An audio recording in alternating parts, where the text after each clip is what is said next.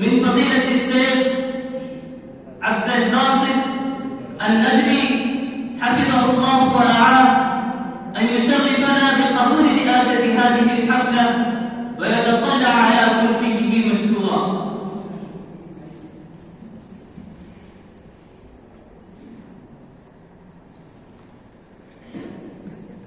الآن نحن نبدأ هذه الحفلة العظيمة بتلاوة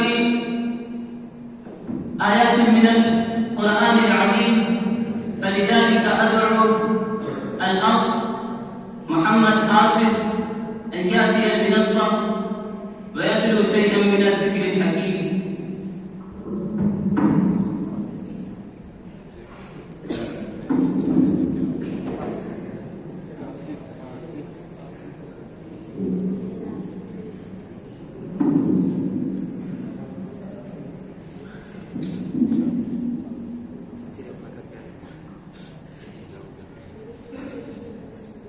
أعوذ بالله من الشيطان الرجيم. بسم الله الرحمن الرحيم.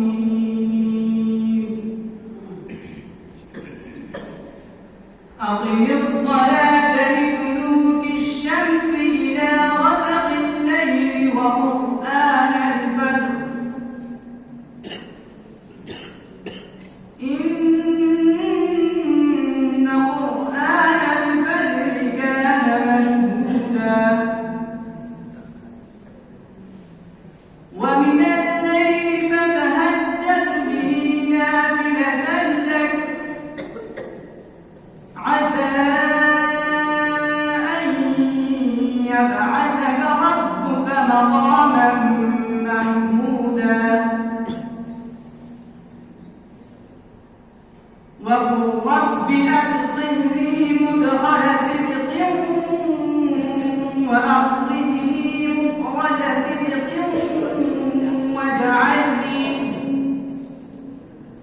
واجعلني من لدنك سلطانا نصيرا وقل جاء الحق وزهق الباطل إن الباطل كان زهوقا وننزل من القرآن ما هو شفاء ورحمة للمؤمنين ولا يزيد الظالمين إلا خسارا وإذا أنعمنا على الإنسان أعرض ونأى بجانبه وإذا مسه الشر كان يئوسا قل كل يعمل على شاكلته فربكم أعلم بمن هو أهدى سبيلا صدق الله العظيم.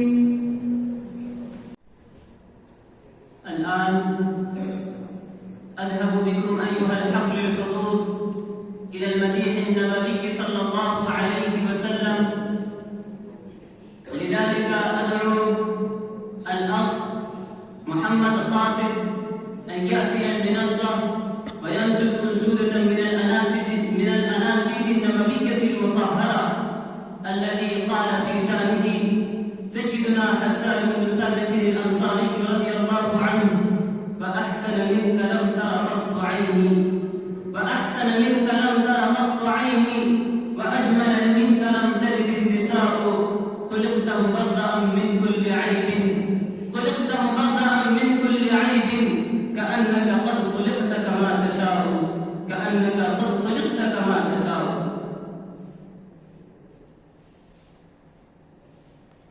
السلام عليكم ورحمة الله وبركاته. يا رسول الله وقدوتنا لن ندع الورى يدنسنا، لن نرضى أبدا ذلتنا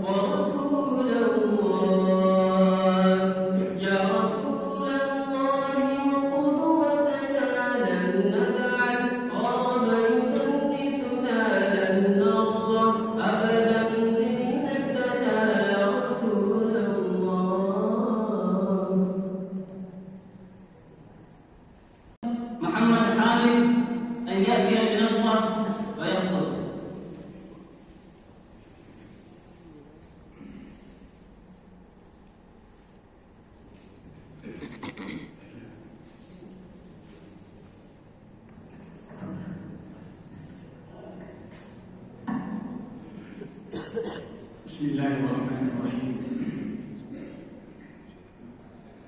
حمدا ومصليا أما بعد،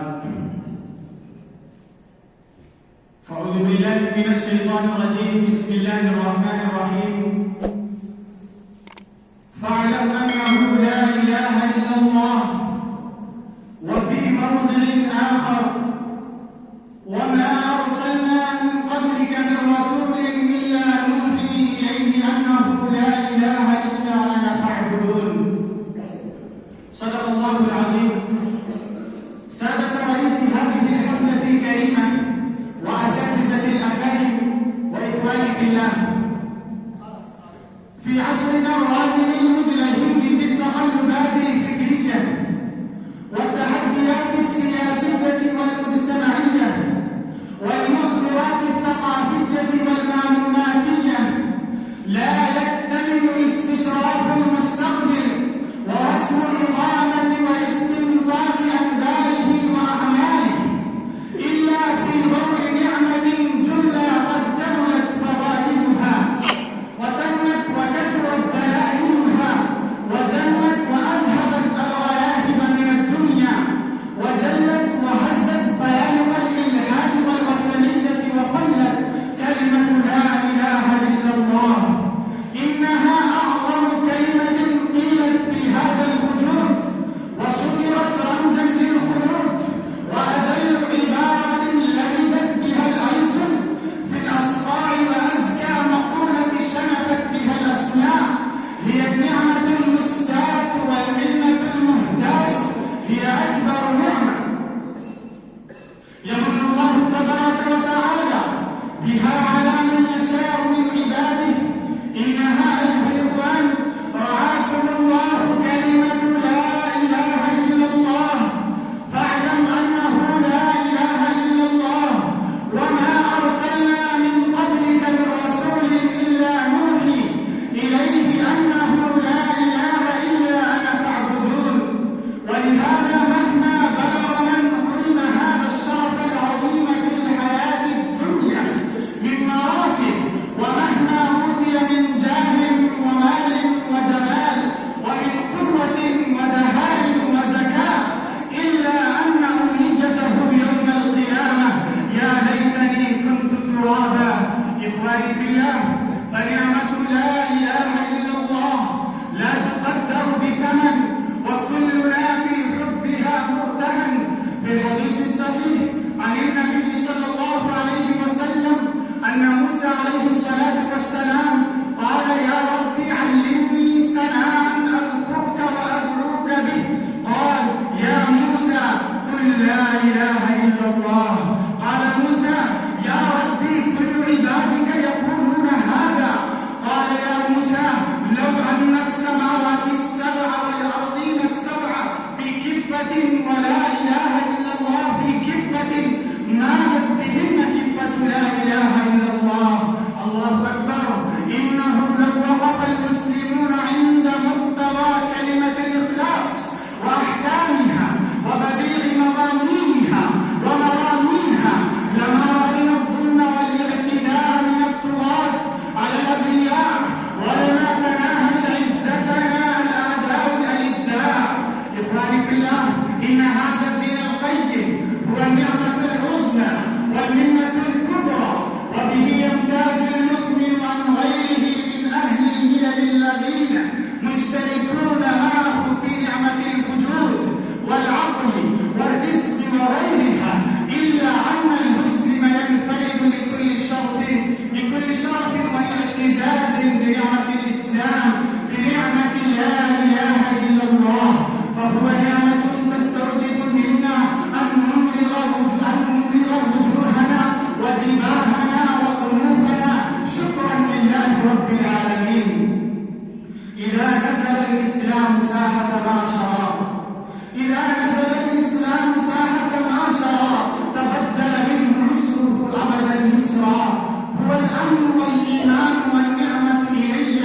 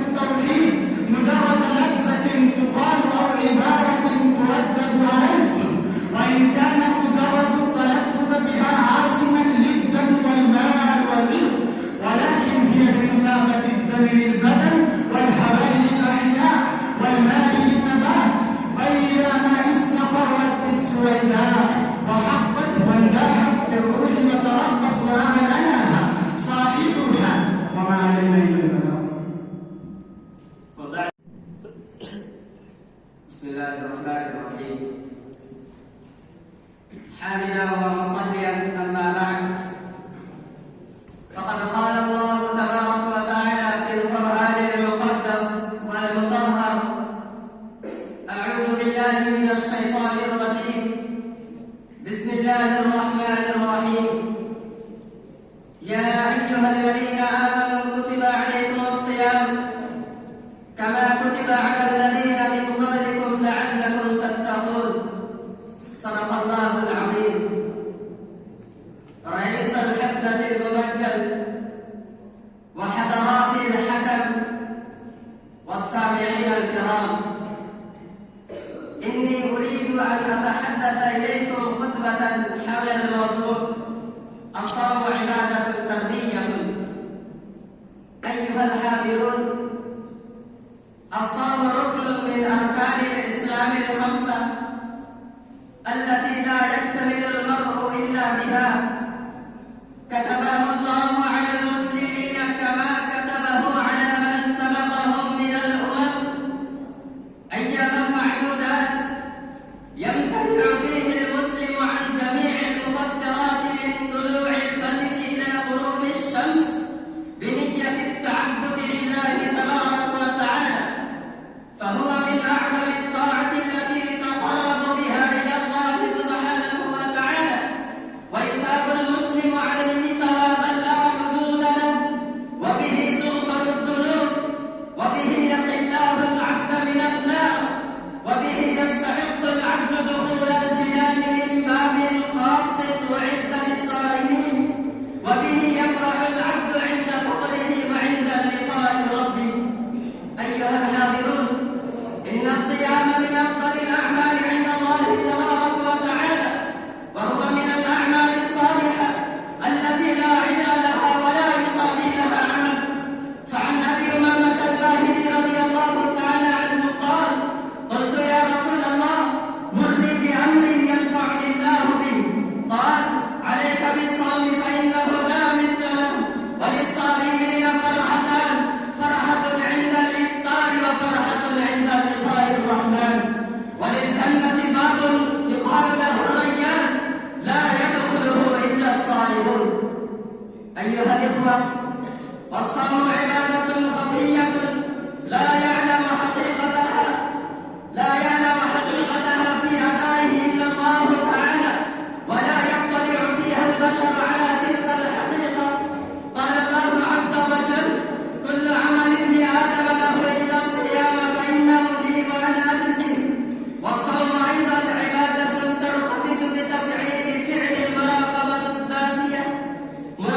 الذاتية للصائم، والتعلق بالغيب، وتحري الالتزام الباطني بأوامر الغيب، وإمعان التأمل فيه من خلال الاعتقاد التام للصائم بمراقبة الله تعالى له، وتحري الالتزام الباطني بأوامر الغيب، وإمعان التأمل فيه من خلال الاعتقاد التام للصائم بمراقبة الله تعالى له.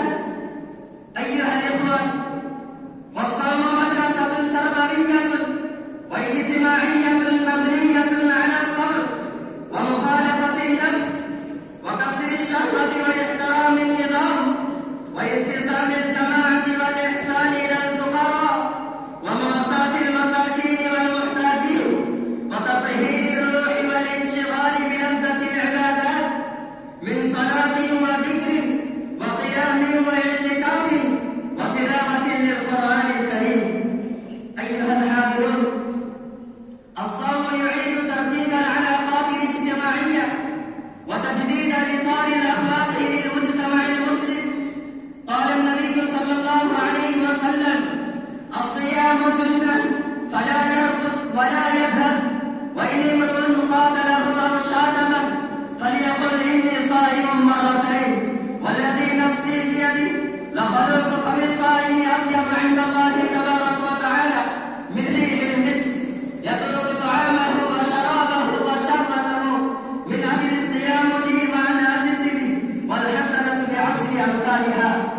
والإنسان الصائم يخلو من فحش القول وينفي نفسه من الجهالة والتسفيه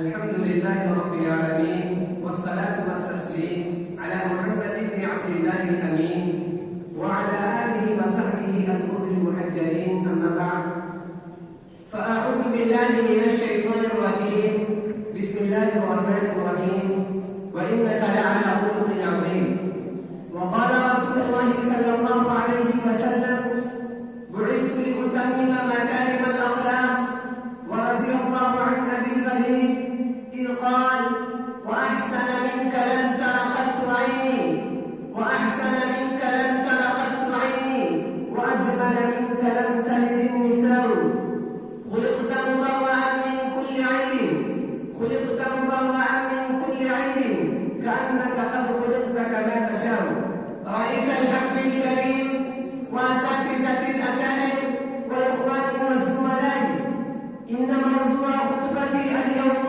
في هذه الحفلة السعيدة وإنك لعلى خلق عظيم لنبينا صلى الله عليه وسلم درة التاج الإنسان وفص الخاتم البشر فلا حب بعد الله كحب هذا الإنسان الكامل التام الجميل الجليل صلوات الله وسلامه وبركاته عليه والذي نفسي بيده لو فطرت جلود المؤمنين صحائفا ورقمت بدمائهم تحقيرا ما وقعوا يشاء ما في قلوبهم من محبته فقد بعثه الله بالنور الذي ملأ الخافقين ضياء وسلاء وهدى ورشادا وهو السبب في نجاتهم وفلاحهم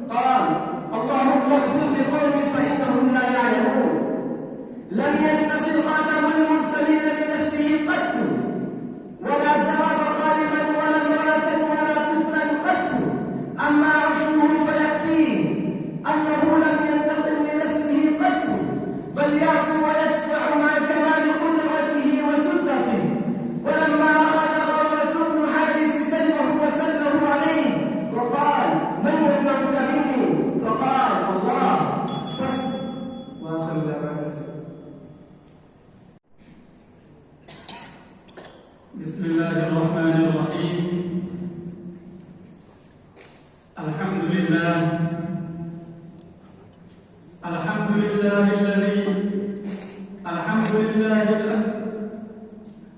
لله بالمجد والكرم الذي علم بالقلم، علم الإنسان ما لم يعلم.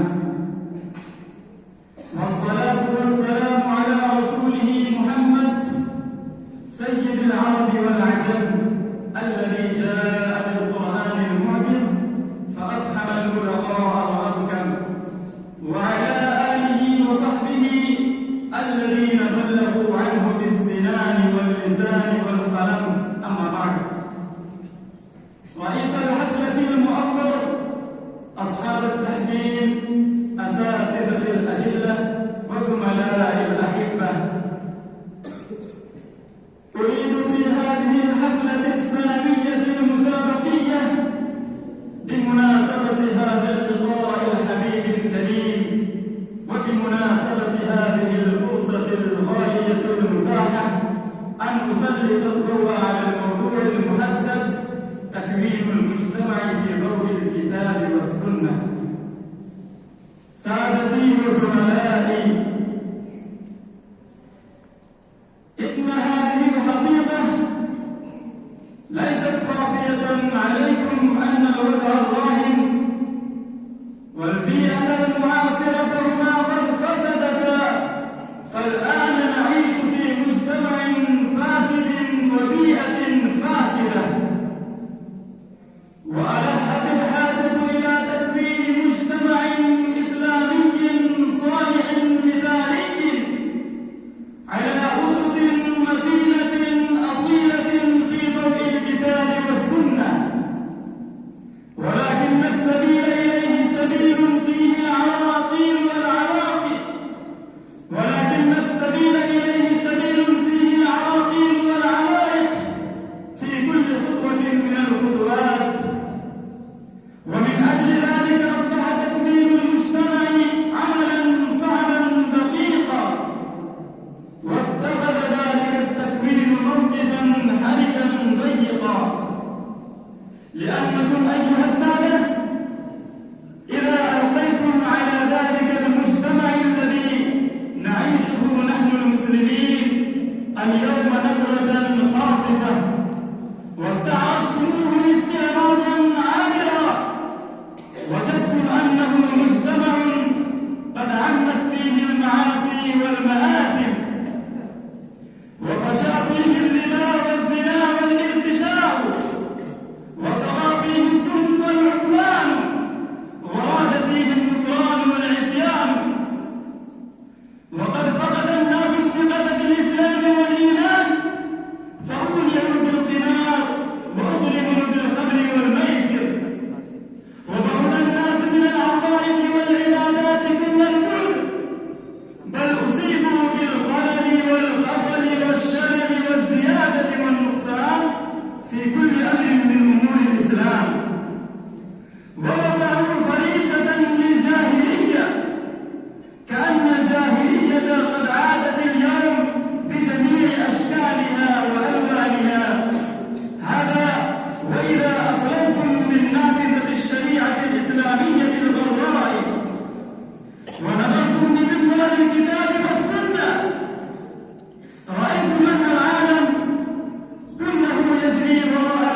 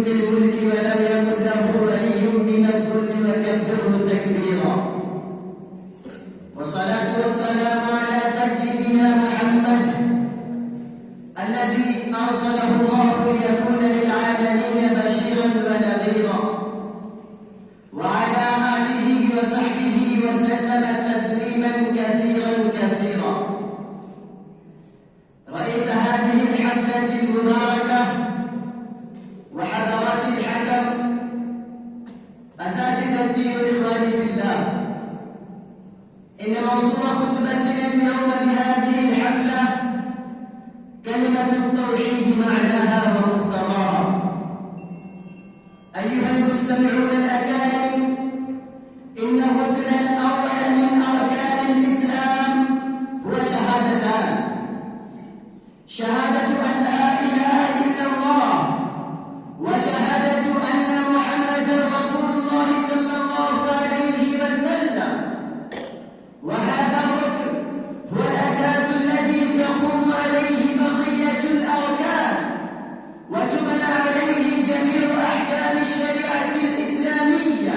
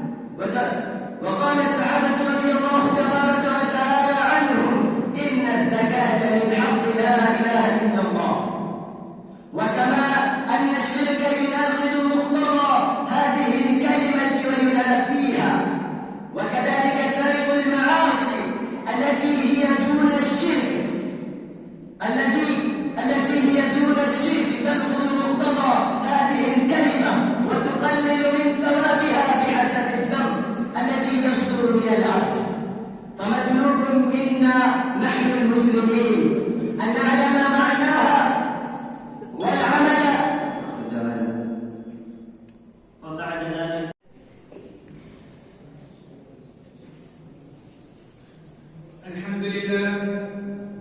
الحمد لله رب العالمين، والصلاة والسلام على رسوله الكريم.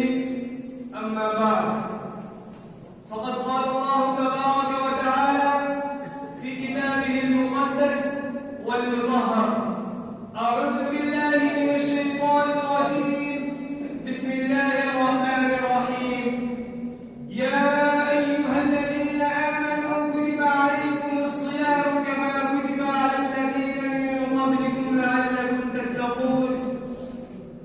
رئيس هذه الحفلة المباركة وحضرات الحكم وإخواني في الله، أريد أن أتحدث إليكم بهذه المناسبة السعيدة حول موضوع الصوم عبادة وتربية. إن من أفضل الأعمال الصالحة وأجلها عند الله تعالى الصيام، فقد رغم فيه الشرع وحث عليه وجعله أحد أركان الإسلام العظام، وأخبر جل وعلا أنه لا تستغني عنه الأمم لما فيه من تهذيب الأخلاق وتطهير النفوس وحملها على الصبر. وقال تعالى في موضع آخر: يا أيها الذين آمنوا كتب عليكم الصيام كما كتب على الذين من قبلكم لعلكم تتقون. وقال تعالى: وأن تصوموا خير لكم إن كنتم تعلمون. وقال تعالى بعدما ذكر المسارعين إلى الخيرات والسائمين والسائمات والحافظين فروجهم والحافظات. وقال النبي صلى الله عليه وسلم: ما من عبد يصوم يوما في سبيل الله إلا باعد الله بذلك اليوم وجهه عن النار 70 خريفا. وقال النبي صلى الله عليه وسلم في موضع آخر: إنما الصيام جنة يستجد بها العبد من النار، هو لي وأنا أجزي به. أو كما قال صلى الله عليه وسلم: أيها الحاضرون الأجلة، الصوم خير مدرسة تربي العظيم وتشحن الإرادة القوية وتنشط النفس لتحمل أعباء الحياة. وأي عظيمة تكون أقوى وأصدق، وأي نظام يكون أدق وأحكم من إمساك المرء عن طعامه وشرابه وقهر شهوته. وأي إرادة تكون حرة شريفة من إرادة الصائم الذي أمسك عن رغباته المباحة. وأي باعث نفسي يكون أشد وأقوى من باعث الصائم الذي أمسك عن رغباته المباحة تقربا إلى الله ونيلا لرضوانه عز وجل. أيها الإخوة الأحبة، والغاية الأصلية من فريضة الصوم هي الحصول على مرتبة التقوى لقوله عز وجل: يا أيها الذين آمنوا كتب عليكم الصيام كما كتب على الذين من قبلكم لعلكم تتقون. فالتقوى هي معرفة العبد ربه معرفة شاملة، هي العبودية له خالصة، هي الحصول إلى حقيقة دعوة الأنبياء فكرا أو عملا.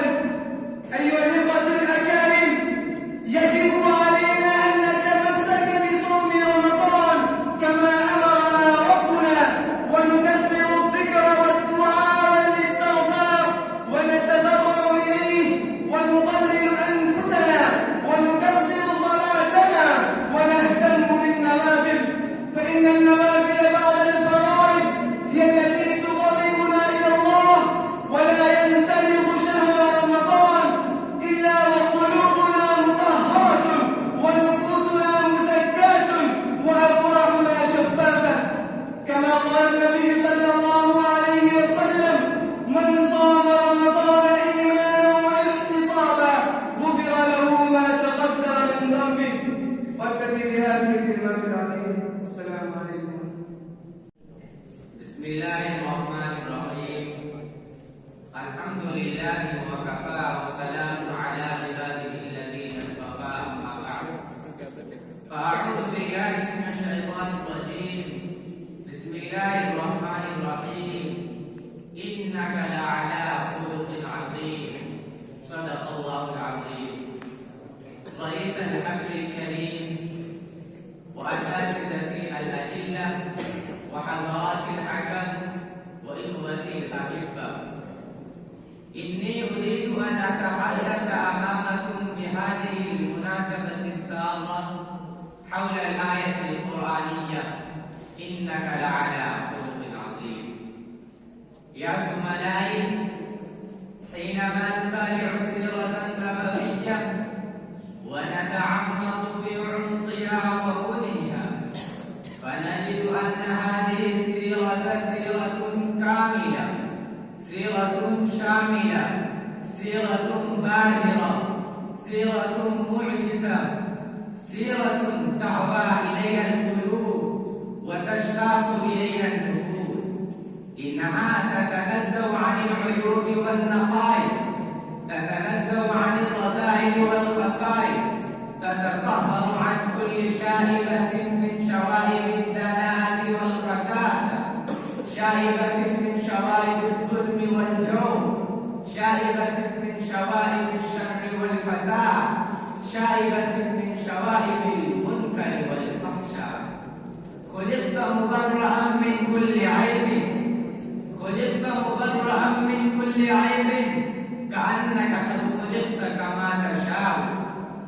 يا إخواني في الله، لكن الناحية الخلقية لهذه السيرة النبوية ناحية فريدة فزة، تتجلى فيها النماذج العالية الباهرة من السلوكيات الإنسانية، تتجلى فيها الصفات النبيلة الخالقة، تتجلى فيها المكارم المعجزة من التواضع والخشوع، يتجلى فيها كل شيء من الصفات الإنسانية المتحببة لدى الناس أجمعين، من العفو واللطف، من الرحمة والشفقة، من التودد والمحبة، من المؤاساة والمؤاخاة، من التعاون للبائسين الملهوفين. لذلك شهد الله تبارك وتعالى فقال: إنك لعلى خلق عظيم. أيها المستمعون الكرام، هذا معلوم لديكم أن نبينا الأمي الكريم تحمل المصائب العظيمة. إنه واجه المشاكل والعوائق، واجه المخالفة والمعاندة، واجه الأذى والتكاليف، واجه الشتم والسب، واجه المضاربة والمقاطعة إلى مدة مديدة في الحياة المكية التي تستغرق 13 سنوات من أعداء الدور والكفار والمشركين، حتى ضاق به العيش زرعا وضاقت عليه الأرض بما رحبت، فهاجر وطنه العزيز وتحمل الفراق وضم الفراق حتى تم له النصر الإلهي وظهر له الفتح الأبلج. إنا فتحنا لك فتحا مبينا. وتخضع له الجزيرة العربية كلها، وتخضع له الجزيرة العربية كلها. يا إخواني وزملائي، هذا هو النبي الأمي الذي بعث بدين الإسلام. فكيف هذا الدين المبين يكون دين عنف وشدة، دين شدة وغلظة، دين قتل وإرهاب؟ هذه تهم باطلة وافتراءات كاذبة يشبهه بها الأعداء صورة الإسلام النقية الجميلة. فيجب علينا أن أن نتخذ هذه الأسوة الخلقية للنبي الكريم عملية وحقيقية، فتذهب هذه الافتراءات هباء منثورا، وتعلو راية الدين الحنيف شامخة وعالية. وأكتفي بهذه الكلمات وآخر دعوانا طريق الرحمن من السنة الثالثة من الثانوية.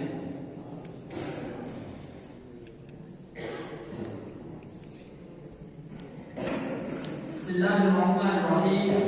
الحمد لله ذي المجد والكرم الذي علم بالقلم، علم الإنسان ما لم يعلم. صدق الله العظيم.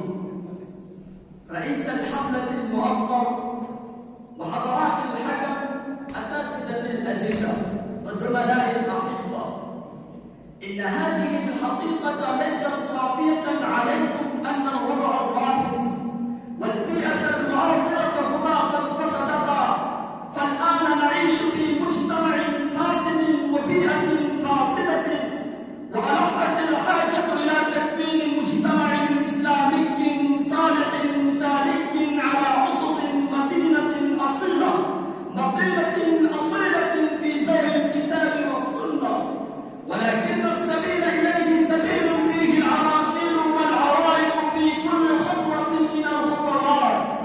ومن أجل ذلك أصبح تكفيل المجتمع عملا صعبا دقيقا، واتخذ ذلك التكفيل موقفا حرجا زيقا، لأنكم أيها السادة إذا ألقيتم على ذلك المجتمع الذي نعيشه نحن المسلمين اليوم نظرة خاطفة واستعرضتموه استعراضا عابرا، وجدتم أنه مجتمع قد عمت فيه المعاصي والمآثم، وفشى فيه الربا والزنا والارتشاء، وطغى فيه الظلم والعدوان، وراج فيه النكران والعصيان، وقد فقد الناس الثقة بالإسلام والإيمان، فأولعوا بالقمار وأغرموا بالخمر والميسر، وبعد الناس من العقائد والعبادات كل الكفر، بل أصيبوا بالخلل والخطل والشلل والزيادة والنقصان في كل أمر من أمور الإسلام. ووضعوا فريسة للجاهلية، كأن الجاهلية قد عادت اليوم بجميع أشكالها وألوانها. وإذا أدللتم من نافذة الشريعة الإسلامية الغراء ونظرتم بمنزال الكتاب والسنة، رأيتم أن العالم كله يجري وراء المادة والبطن وقضاء الشهوات، وهذا الجشع قد تغلب عليه واستولى على شرايينه، بل يجري في عروقه مجرى الدم. أيها الإخوان، أليست هذه المسؤولية تعود علينا في هذا الوضع أن نقوم بدور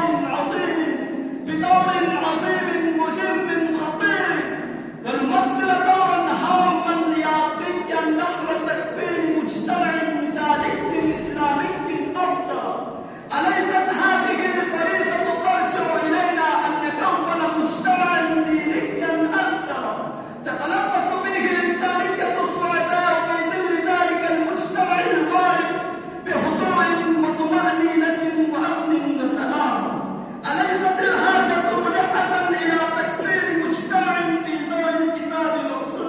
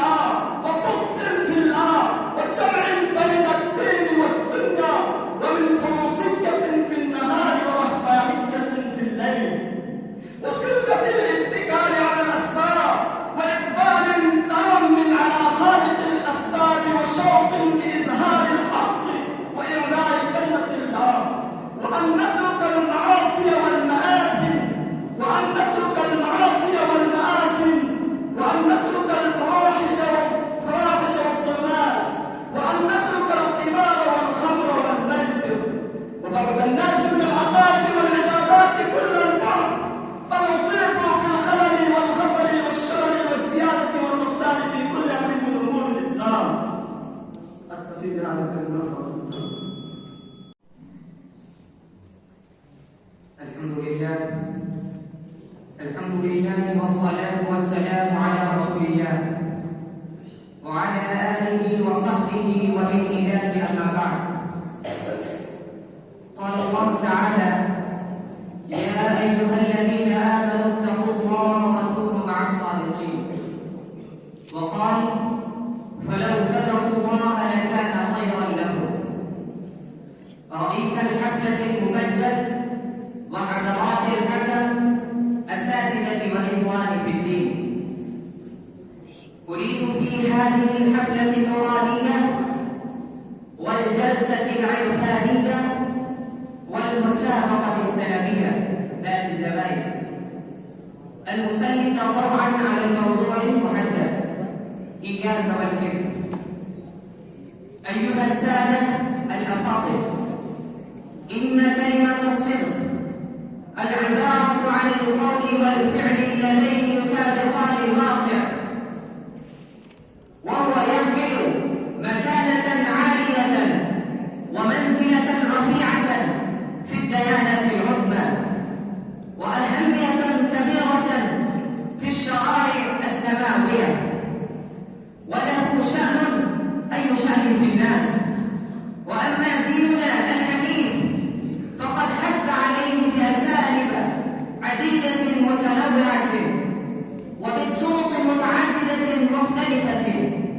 من أجل ذلك إذا تأملنا في القرآن والسنة فنجد كثيرا من الآيات القرآنية والأحاديث النبوية تحرض على الاتصال به، كما قال الله تعالى: يا أيها الذين آمنوا اتقوا الله وكونوا مع الصادقين.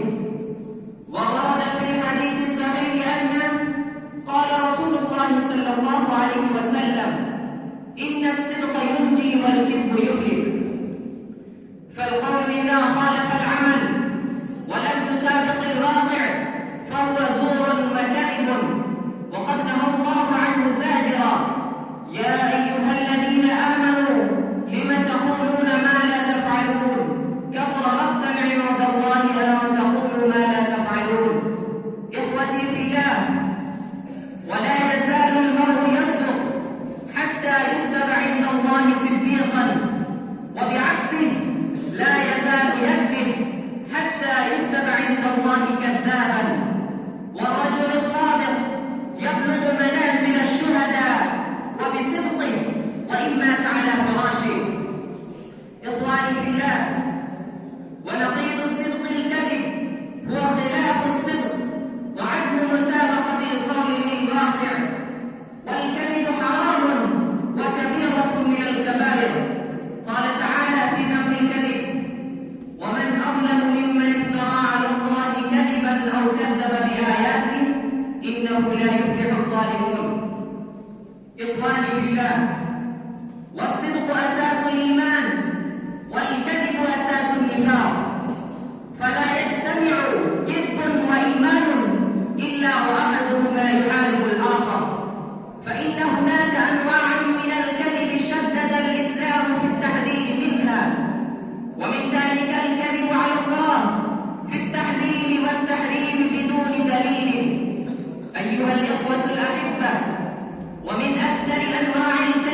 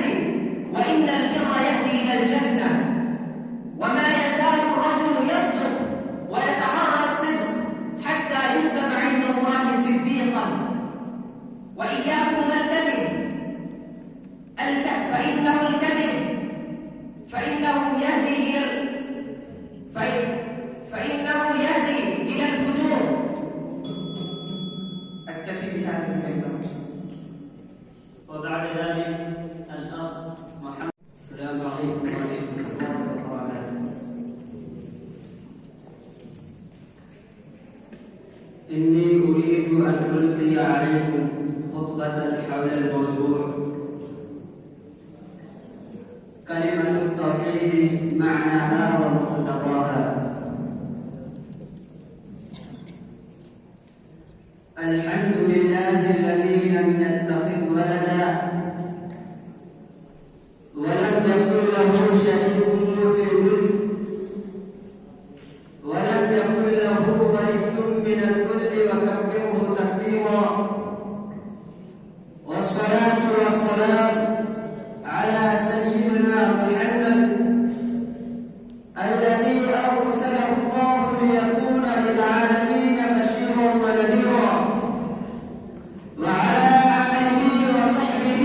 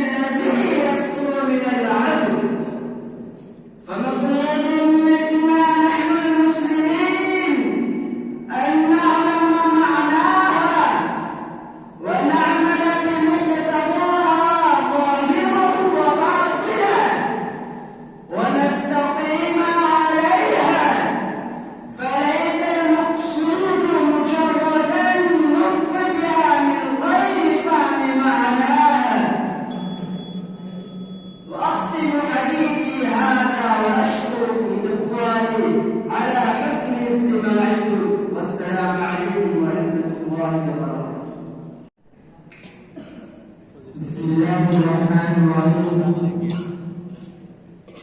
حامدا ومصليا أما بعد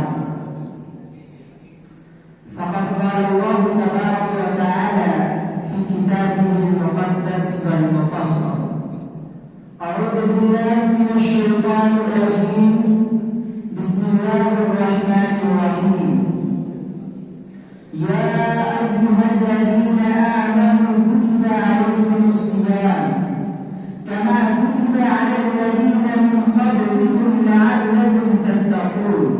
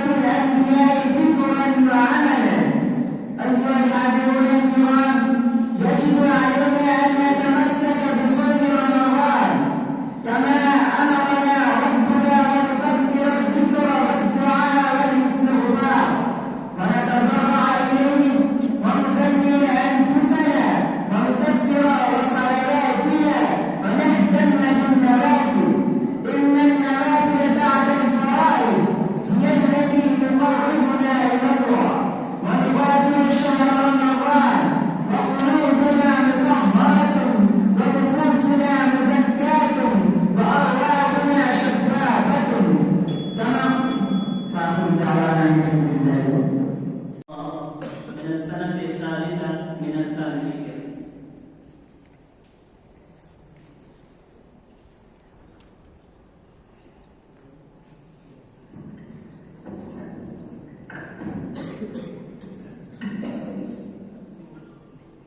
الحمد لله رب العالمين، والصلاة والتسليم على محمد بن عبد الأمين وعلى آله وصحبه الغر المحجلين.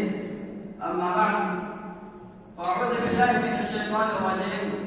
بسم الله الرحمن الرحيم. وإنك لعلى خلق عظيم.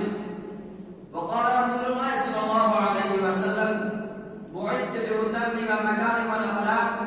ورضي الله عن أبي الوليد إذ قال: وأحسن منك لم تر قط عيني، وأحسن منك لم تر قط عيني، وأجمل منك لم تلد النساء.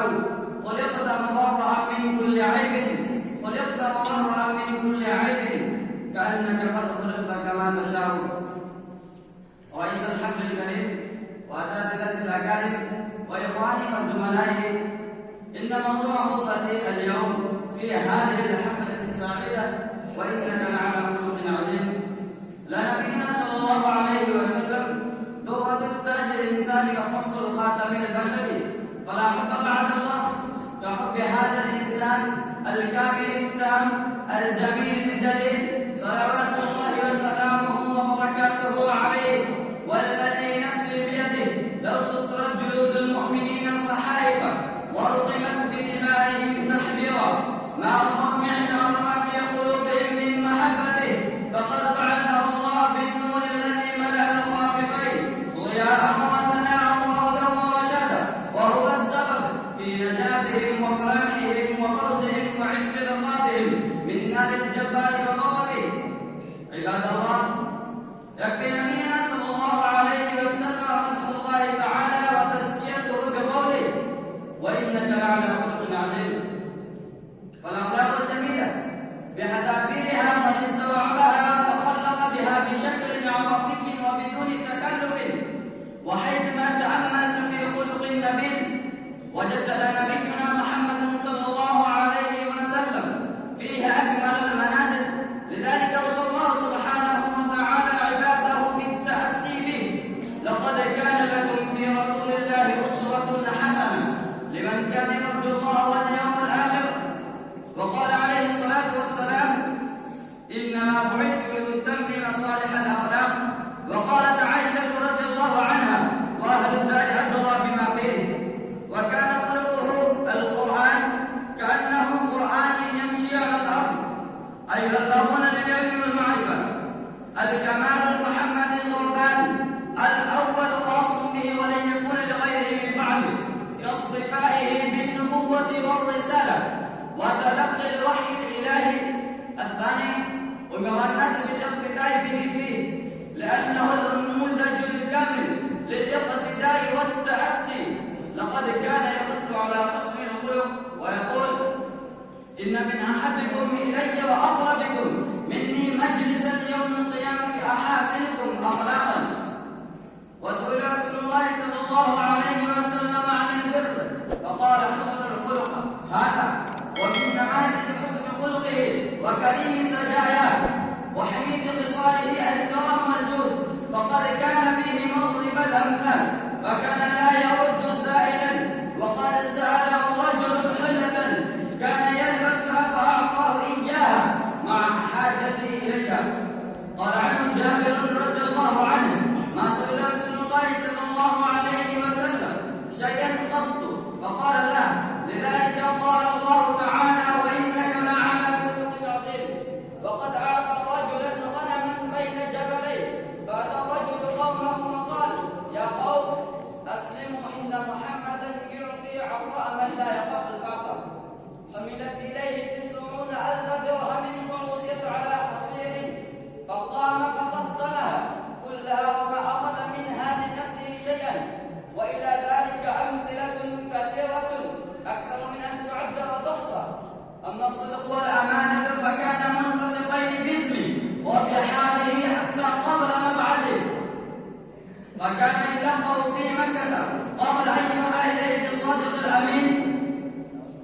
إخوة الإيمان، الكلام عن حلمه فهو الزيد فيه بحقه، فإنه لما شج المشركون وجنتيه وكسروا رباعيته ودخلت حلقة المغفر في رأسه يوم أحد قال: اللهم اغفر لقومي فإنهم لا يعلمون. لم ينتصر خاتم المرسلين لنفسه قط، ولا ضرب خادما ولا امرأة ولا طفلا قط. أما عفوه فيكفيه أنه لم ينتقم من نفسه قط، بل يعفو ويصفح مع كمال قدرته وسلطته. ولما أخذ قرة بن حارث سيفه وسله عليه وقال: من يمنعك مني؟ فقال: الله. فسقط السيف من يد غرة وأخذه رسول الله صلى الله عليه وسلم وقال: من يمنعك مني؟ فقال غرة: كن خير آخذ، فتركه وعفى عنه. ولن ينسى التاريخ ما بقي للسماوات والأرض أنه صلى الله عليه وسلم لما دخل المسجد الحرام صبيحة الفتح الأعظم وقف على باب الكعبة وتحته رجال قريش وصناديد المشركين الذين أهانوه وأحزنوه وقتلوا أصحابه وأخرجوه وهموا بقتله مرارا وهم ينتظرون حكم الناس بعد انتصارهم عليه واستسلامهم له. وأكتفي بهذه الكلمات وآخر دعوانا أن الحمد لله رب العالمين. السلام عليكم ورحمة الله وبركاته. الحمد لله بالمجد والكرم الذي علم بالقلم، علم الإنسان ما لم يعلم، والصلاة والسلام على رسوله محمد سيد العرب والعجم الذي جاء بالقرآن المعجز فأفهم البلغاء وأبكم، وعلى آله وصحبه الذين بلغوا عنه بالسنان واللسان والقلم. أما بعد، رئيس الحفلة المؤقم وأصحاب التحكيم، أساتذة الأدلة وزملاء الأحبة، أريد في هذه الحفلة السنوية المسابقية بمناسبة هذا اللقاء الحبيب الكريم وبمناسبة هذه الفرصة الغالية المتاحة أن أسلط الضوء على الموضوع المحدد: تكوين المجتمع في ضوء الكتاب والسنة.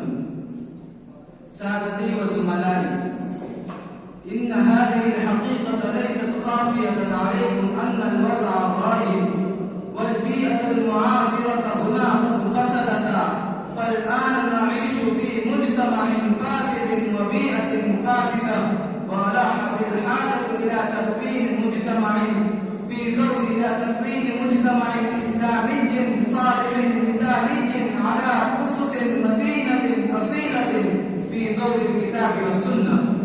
ولكن السبيل إليه سبيل فيه العراقيل والعوائق في كل خطوة من الخطوات، ومن أجل ذلك أصبح تكوين المجتمع عملا صعبا دقيقا، واتخذ ذلك التكوين موقفا حرجا زيقا، لأنكم أيها السادة إذا ألقيتم على ذلك المجتمع الذي نعيشه نحن المسلمين اليوم نظرة خاطفة واستعرضتموه استعراضا عابرا، وجدتم أنه مجتمع قد عمت فيه المعاصي والمآثم، وفشى فيه الربا والزنا والارتشاء، وطغى فيه الظلم والعدوان، وراد فيه الكفران والعصيان، وقد فقد الناس الثقة بالإسلام والإيمان، فأولعوا بالقمار وأغرموا بالخمر والميسر، وبعد الناس من العقائد والعبادات كل البعد، بل أصيبوا بالخلل والخطر والشلل والزيادة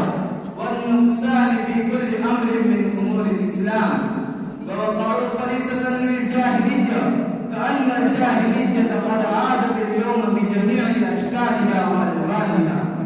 هذا وإذا أقللتم من نافذة الشريعة الإسلامية الغراء ونظرتم بمنظار الكتاب والسنة، رأيتم أن العالم كله يجري وراء المادة والبذل وقضاء الشهوات، له أمر لا يشبع وعنده جشع مادي لا يسمن ولا يغني من جوع، وهذا الجشع قد تغلب عليه واستولى على شرائطه، بل يجري في عروقه مجرى الدم. يا أصحاب حقيقة العلم وأعمال الأمة، أليست هذه المسؤولية تعود علينا في هذا الفجر أن نقوم بدور عظيم مهم خطير ونمثل دورا هاما رياديا نحو تكوين مجتمع مثالي إسلامي أفضل تتنفس فيه الإنسانية السعداء في ظل ذلك المجتمع الرائع بهدوء وطمأنينة وأمن وسلامة. أليست الحاجة مليحة إلى تكوين في ضوء الكتاب والسنة؟ أما حان لكم الوقت أن تنهضوا لإقامة ذلك المجتمع الذي أقامه رسول الله صلى الله عليه وسلم وأصحابه رضي الله عنهم في قرنه الأول المشهود له بالخير.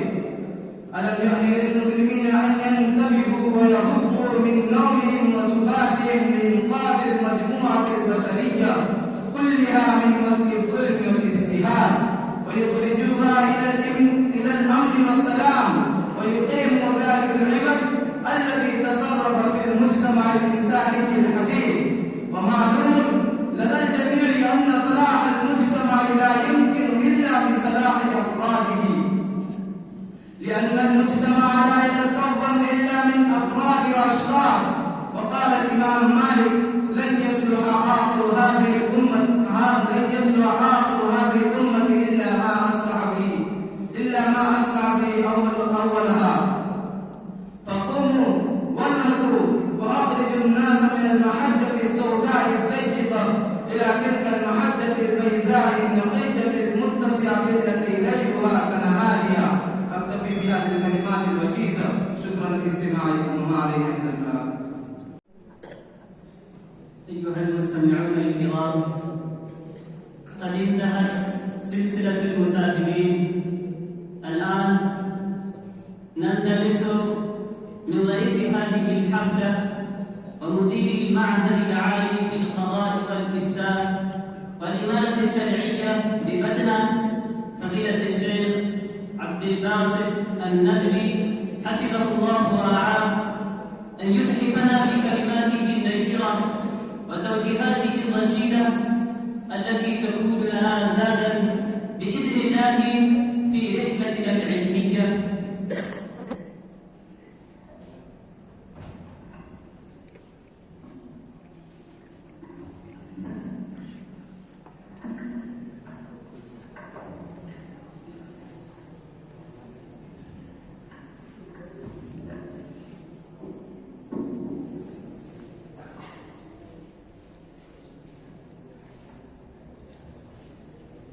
بسم الله الرحمن الرحيم. إن الحمد لله نحمده على عظيم نعمائه وجميل بلائه ونستكفيه نوائب الزمان ونوازل الإحسان ونرغب إليه في التوفيق والعصمة ونرغب إليه من الحول والقوة ونشهد أن لا إله إلا الله وحده لا شريك له ونشهد أن سيدنا ومولانا محمدا عبده ورسوله. أما بعد، قال الله تبارك وتعالى: وجعلنا منهم أئمة يهدون بأمرنا لما صبروا وكانوا بآياتنا يوقنون.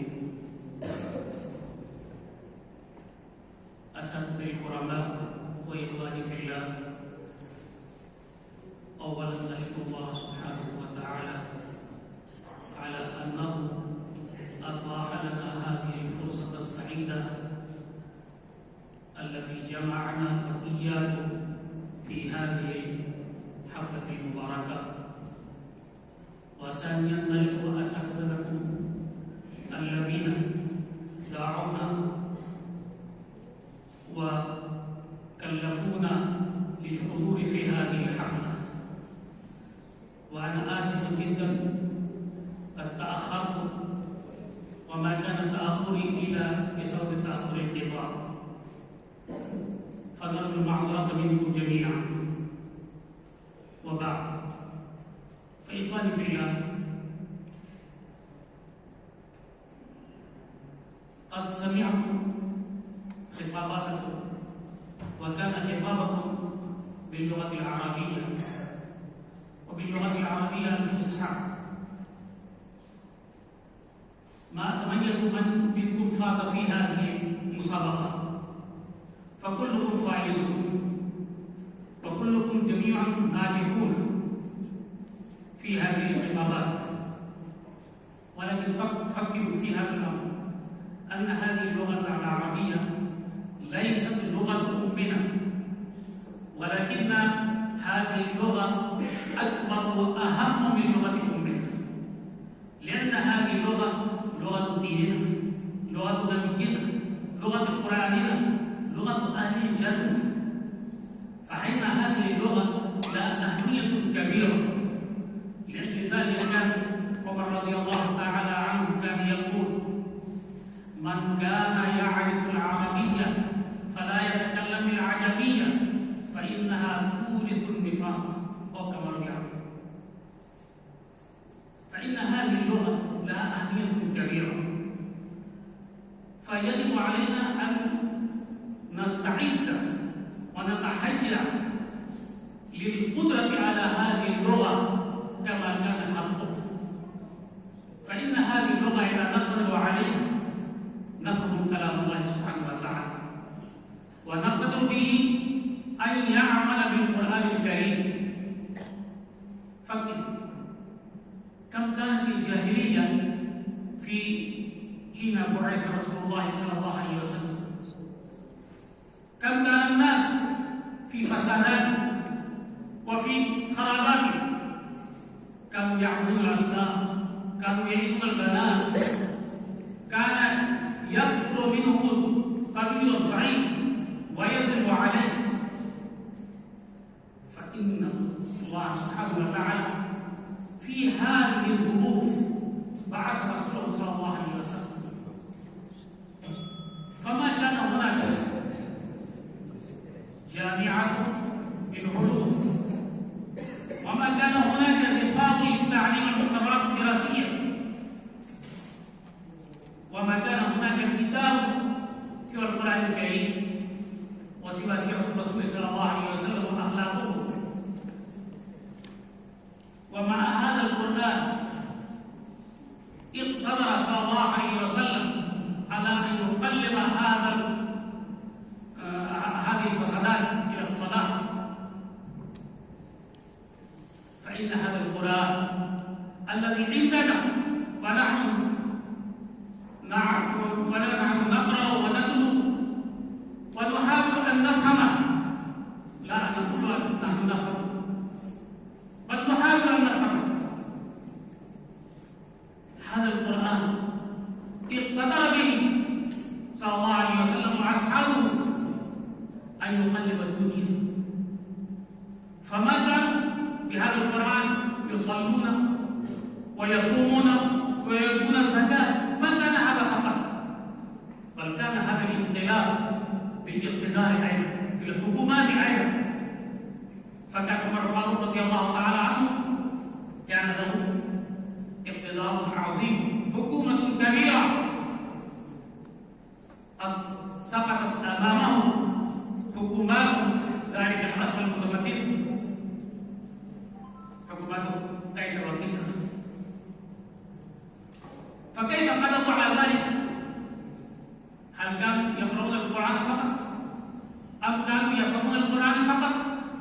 أم كانوا يحكمون أمام الناس فقط؟ لا، بل كانوا يعملون بهذا القرآن، وأهم شيء العمل. فإن هذا الدين الإسلام عملي. أصحاب رضوان الله عليهم يقولون: تعلمنا القرآن والعلم والعمل معا. كما قلتم في إقامتكم أن هذا العصر الراهن أفضل من تلك الجاهلية وأضر لنا، وليس هناك مصلح يقوم لإصلاح هذا الفساد، بل نحن مسؤولون لهذا الفساد، والدنيا تنتظرنا كي نقوم ونصلحها ونصلح بهذا القرآن الكريم. السيرة النبوية صلى الله عليه وسلم وفي أخلاقه الكريمة، فإن الله سبحانه وتعالى قد أثنى على رسوله بخلقه الكريم، وكان خلقه هو القرآن الكريم. فإن الرسول صلى الله عليه وسلم قد قدم أمام الناس، أمام الصحابة رضوان الله عليهم أجمعين، القرآن عمليا قولا وعملا. كان يقرأ عليه يتلو عليه ويعلمه ويعمل به. فكان الصحابة رضوان الله تعالى عليهم أجمعين قد تعلموا القرآن عمليا، رأوا النبي صلى الله عليه وسلم يعمل بالقرآن الكريم، يعمل بكل ما فيه. فكذلك الصحابة رضوان الله تعالى عليهم أجمعين قدموا هذا الإسلام بعدهم، الذين جاءوا بعدهم أمامهم عملي. هكذا جاء الإسلام. الله سبحانه وتعالى قال: ولكم في رسول الله أسوة حسنة. هذه أسوة، نموذج عملية، علينا أن نتخذها عمليا في حياتنا، خاصة في رحاب هذه الدار، في رحاب دار العلوم الإسلامية التي نتعلم فيها. علينا أن نتعلم الكتابة والعمل، ونتعلم العمل خاصة أن يقدم أمام الجماهير العمل في هذا الكتاب، لأن الدين الحنيف ولأن الدين هذا الحنيف هو يقتضي منا أن نقدمه بالعمل أمام الناس، ونصبر على ذلك، ونتيقن أن هذا هو الدين الحنيف الذي يستطيع أن تنقذ الإنسانية والبشرية الجمعاء من المهالك ومن الفساد. الله سبحانه وتعالى خاطر، وإن كان هذه الآية التي قرأت عليكم عن بني إسرائيل، ولكن كما تعرفون أن هذا القرآن الجميل ليس خاصا بسبب النزول. قال تعالى: وجعلنا منهم أئمة يهدون بأمرنا لما صبروا وكانوا بآياتنا يؤمنون. الإيقان بأن هذا الدين الحنيف هو الدين الحق، وماذا بعد الحق إلا الضلال، كما قال تعالى: ومن يبغي غير الإسلام دينا فلن يقبل منه. فهذا اعتقاد ويقين لأن هذا هو الدين الحنيف الذي يستطيع أن يفسد البشرية في جميع العصر، ونصبر على ذلك سبب الإيذاء والتكاليف والمصائب. فإن الله سبحانه وتعالى قال: والعصر إن الإنسان لفي خسر إلا الذين آمنوا